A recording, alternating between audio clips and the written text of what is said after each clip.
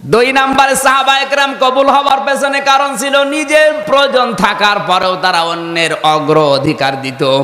এইটা এখন কিন্তু আমাদের ভেতরে নেই। শুধু নিজের আখের গোছাবে, কিভাবে টিকে থাকবে, অন্য মানুষ না খেয়ে মরুক, অসুবিধা নেই। হযরতে আবু তালহা রাদিয়াল্লাহু তাআলা আনহুর জীবনী বলছে, এবার শোনেন।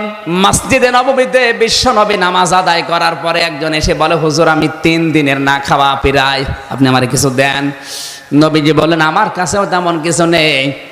ডাক দিয়ে বলেন, সাহাবীরা আমার এই মেহমানকে কেউ একটু নিয়ে যেতে পারবে? হযরতে তালহা বলেন, হুজুর আমার সাথে দেন। বাড়িতে নিয়ে গেলেন। স্ত্রী উম্মে সুলাইম রাদিয়াল্লাহু তাআলা আনহা ডেকে বলে, নবীজির মেহমান, খাবারের ব্যবস্থা করো। স্ত্রী স্বামীর কানে মুখ দিয়ে বলে, আপনি কি করলেন? যে খাবার আছে শুধু 2টা ছেলে মেয়ের হবে, আমাদেরই না খেয়ে থাকা লাগবে, আর আপনি এর মাঝখানে আবার আরেকজন মেহমান নিয়ে আসলেন।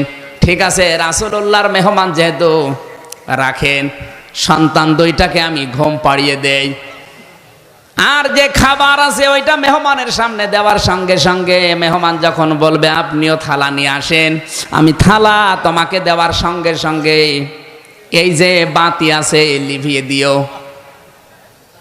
থালাটা নিয়ে এমনি এমনি নাড়াচাড়া করবা, আর উনি বুঝবে না আমার সাথে খাচ্ছে।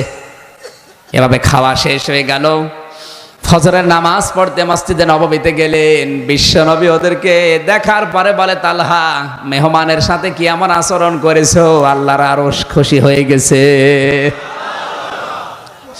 হযরতে তালহা বলেন, হুজুর আমার সন্তানের প্রয়োজন ছিল, আমার ছেলেটা মেয়েটার প্রয়োজন ছিল খাবারের। আমরা স্বামী স্ত্রী 2 জনে আজকে মেহমানের সম্মানে না খেয়েছিলাম।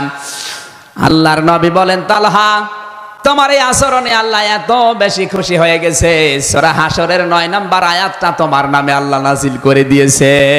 ওয়ায়ুসিরুনা আলা আনফুসিহিম ওয়ালাউ কানা বিহিম খাসাসা। জোরে বলেন আল্লাহু আকবার। তাহলে এখান থেকে কি পেলেন আপনি? শুধু নিজে খেয়ে পরে বাঁচবেন, নিজের আখের গোছাবেন, মানুষের খোঁজ খবর রাখবেন না তা না, নিজের প্রয়োজন থাকার পর অন্যের অগ্রাধিকার দেওয়া লাগবে, তাহলে আল্লাহর দরবার আপনি কবুল হতে পারবেন।